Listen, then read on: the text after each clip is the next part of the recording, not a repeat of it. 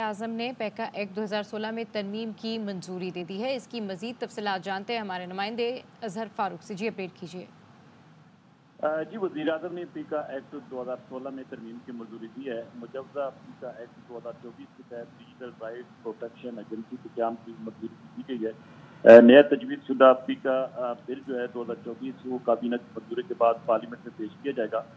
पीका कानून तरमीमी बिल के तहत डिजिटल राइट्स प्रोटेक्शन अथॉरिटी बनाने का फैसला किया गया है। काबीना की कानूनी इस्लाहात कमेटी ने मुजवजा तरमीमी बिल और डिजिटल राइट्स प्रोटेक्शन एजेंसी के क़याम की तजवीज़ दी थी।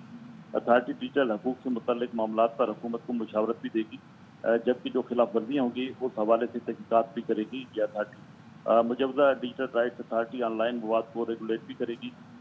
डिजिटल राइट्स अथॉरिटी मुलव्वस अफराद और गवाहों को तलब भी कर सकेगी और इस हवाले से बाकायदा तौर पर इसकी कानून साजी होगी। लेकिन पहले वज़ीर आज़म के अप्रूवल के बाद अब ये मामला वफाकी काबीना में जाएगा। वफाकी काबीना से मंजूरी के बाद इस अथॉरिटी के क़याम के लिए पार्लियामेंट से अप्रूवल दी जाएगी।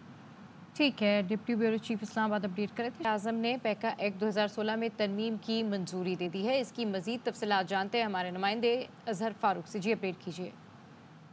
जी वज़ीर आज़म ने पीका एक्ट 2016 में तरमीम की मंजूरी दी है। मुजवजा पीका एक्ट 2024 के तहत डिजिटल राइट्स प्रोटेक्शन एजेंसी के क़याम की मंजूरी दी गई है। नया तजवीज़ शुदा पीका बिल जो है 2024 वो काबीना की मंजूरी के बाद पार्लियामेंट में पेश किया जाएगा। पीका कानून तरमीमी बिल के तहत डिजिटल राइट्स प्रोटेक्शन अथॉरिटी बनाने का फैसला किया गया है। काबीना की कानूनी इस्लाहात कमेटी ने मुजवजा तरमीमी बिल और डिजिटल राइट्स प्रोटेक्शन एजेंसी के क़याम की तजवीज़ दी थी। अथॉरिटी डिजिटल हकूक़ से मुतल्लिक़ मामलात पर हुकूमत को मुशावरत भी देगी, जबकि जो खिलाफ वर्जियाँ होंगी उस हवाले से तहक़ीक़ात भी करेगी ये अथॉरिटी। मुजवजा डिजिटल राइट्स अथॉरिटी ऑनलाइन मवाद को रेगुलेट भी करेगी।